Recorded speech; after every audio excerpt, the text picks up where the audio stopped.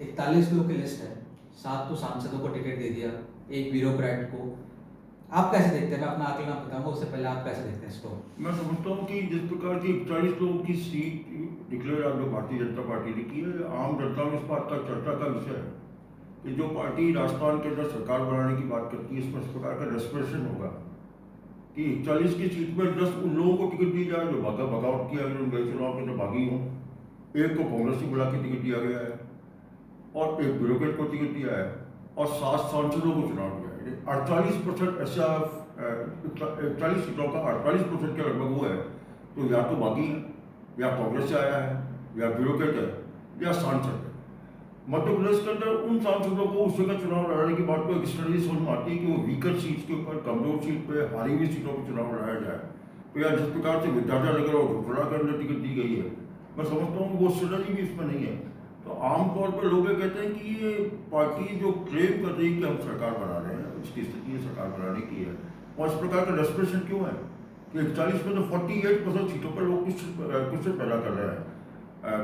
इस कॉन्स्टिट्यूंसी को मैंने नर्चर किया है, जोड़ा की बहुत कंफर्टेबल कॉन्स्टिट्यूंसी नहीं थी।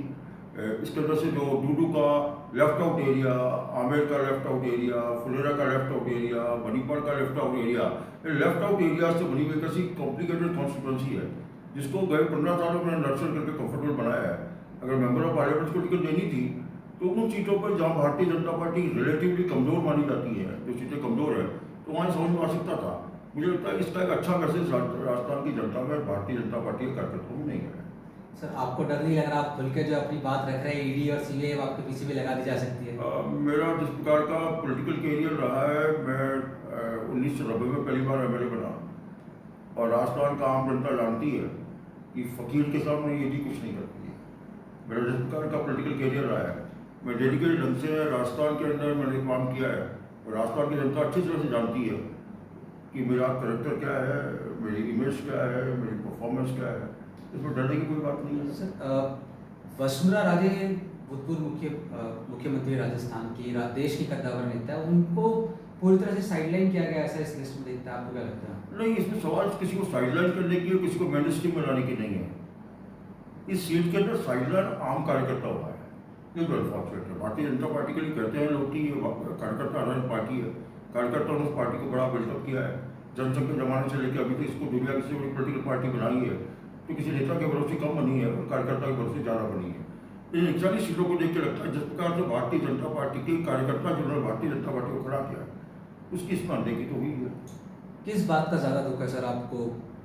राजपाल सिंह शेखावत को टिकट नहीं मिला, इस बात का ज़्यादा दुख है, या मैडम को तवज्जो नहीं दी गई, इस बात का दुख है, या फिर सांसदों को, और जैसे दिया जी को हवा महल पे बताते हैं कि अगर लड़की जीतती है और एक और खाते में भारतीय जनता पार्टी की सीट आती है, किस बात का ज़्यादा दुख है आपको? मुझे कोई सवाल दुख का नहीं है। मैं राजनीति के अंदर कोई सुख और दुख के लिए नहीं आया था, पर भारतीय जनता पार्टी को जिस स्ट्रेटेजी के साथ में जनता के बीच में लड़ाती था, वो स्ट्रेटेजी का अभाव यहाँ दिख रहा है। अब कंफर्टेबल सीटों पर उन लोगों को लड़ाना चाहते हैं, उनको लड़ाने पर वो चीज़ें कंफर्टेबल नहीं रहेंगी असलियत में।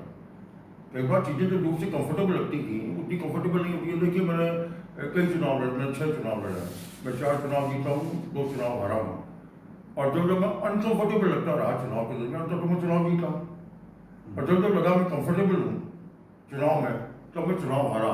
चुनाव के पहले फेज में किसी चीज़ को कंफर्टेबल मान के जाना बड़ा आसान है, लेकिन वो कंफर्टेबल मान के जाने से वो कंफर्टेबल होती नहीं है। सर, आखिरी सवाल है, आप क्योंकि स्पष्ट बात करते हैं, इन 41 सीटों में से आपको क्या लगता है कितने जीतने लायक कैंडिडेट हैं? आप राजस्थान को जानते हैं, आपने भैरव सिंह शेखावत के साथ काम करा है, वसुंधरा राजे के साथ काम करा है, अरुण जेटली के साथ काम किया है, इन 41 में से आपको कौन कितना संख्या लग रहा है, आपको लगता है कि जीत सकता है? इसमें मुझे सवाल ये नहीं है संख्या की जनता तय करती है कौन कितना जीतेगा, कौन कितना नहीं जीतेगा, पर सीटों के डिक्लेरेशन के बाद में जो प्रॉमिसिंग एटीट्यूड नजर आता है वो इस लिस्ट में निश्चित रूप से नजर नहीं आता। फिर भी लेकिन एक नंबर संख्या बल तो होगा। हमारे मैं जो बचपन में राजनीति में नहीं था, बचपन में था तो एक नारा सुना करता था, जीत उसी की होती है जनता जिसको चाहती है। तो इसमें जनता कितना किसको चाहेगी, मैं समझता हूँ जनता उसी को चाहती है जिसने जनता के लिए काम किया होता है।